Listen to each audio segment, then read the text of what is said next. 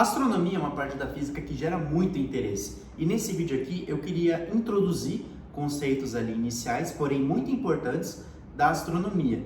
E para isso eu vou introduzir a ideia, das 3 leis de Kepler.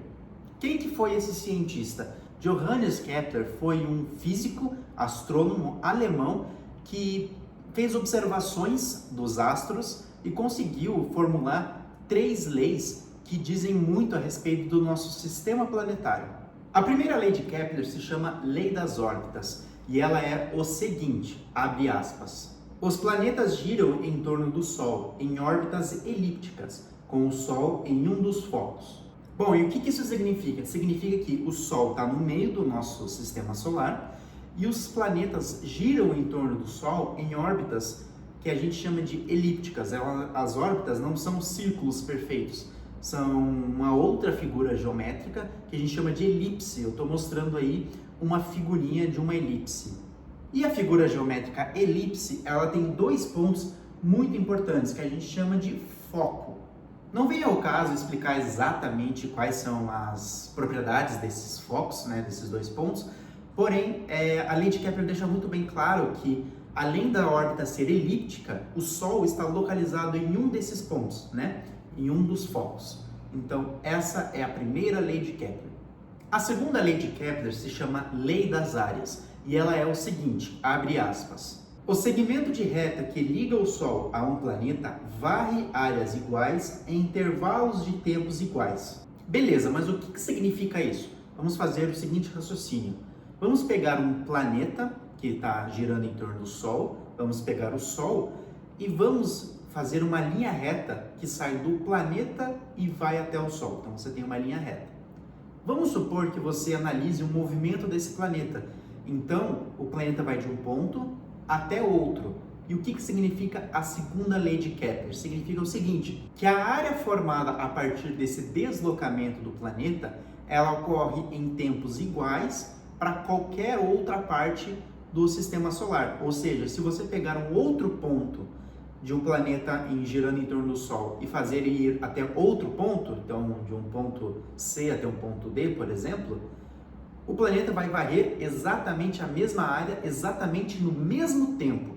Eu estou colocando aí algumas figurinhas e algumas animações, talvez, se eu achar, dessa segunda lei. Ela é super importante e também fica aí como nossa segunda lei de Kepler, a lei das áreas.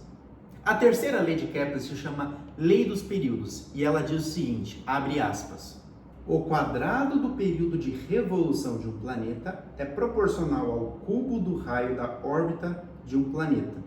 Ok, vamos traduzir isso para a nossa língua normal. Vamos fazer o seguinte, vamos pegar o planeta Vênus. Vamos pegar o período de revolução de Vênus. O que é o período de revolução de Vênus? É o tempo que Vênus demora para dar uma volta em torno do Sol. Vamos pegar o raio da órbita de Vênus. O que é o raio da órbita de Vênus?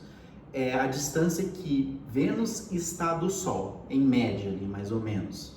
Vamos pegar o período de revolução de Vênus, elevar ao quadrado e dividir pelo raio da órbita de Vênus ao cubo. Essa formulinha aí que vocês estão vendo, onde T maiúsculo é o período de revolução e o R maiúsculo é o raio da órbita ali de Vênus. Vamos supor que você pegue esses 2 valores, jogue na fórmula e assim, só para extrapolar aqui, vamos supor que o resultado dessa divisão seja 2, vamos supor. Então, essa continha que a gente fez, para Vênus, vale 2.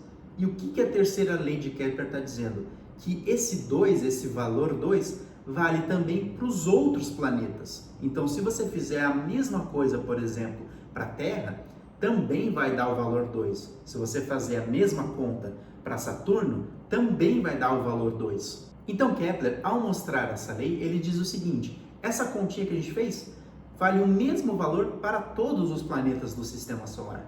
Isso é muito interessante porque diz o seguinte, que se esse valor 2 é o mesmo para todos os planetas, quer dizer que você pode relacionar um com o outro. E existe ali uma relação de proporcionalidade entre os planetas. Em outras palavras, os planetas do nosso sistema solar possuem naturezas muito parecidas. E essa foi a nossa terceira lei de Kepler. Essas foram as 3 leis de Kepler, que é uma das primeiras coisas que a gente estuda quando entra no campo da astronomia. E o que é interessante em relação a isso no contexto histórico é que Kepler conseguiu visualizar essas leis, essas 3 leis, mas ele não conseguiu deduzir de forma matemática. O que isso significa? Significa que ele não conseguiu, assim, vamos dizer, escrever uma fórmula para comprovar aquilo que ele observou. Quem fez isso foi, obviamente, entrar aí na jogada, o Newton, mas o Kepler foi ali o primeiro passo da nossa astronomia e é uma das primeiras coisas que a gente estuda quando entra nesse ramo. Esse vídeo deve ter ficado um pouquinho mais técnico do que eu gosto, porém é ali a primeira coisa que a gente estuda em astronomia, então eu acho que é super interessante e eu acho que pode ser de grande interesse aí de bastante gente. A gente se vê nos próximos vídeos.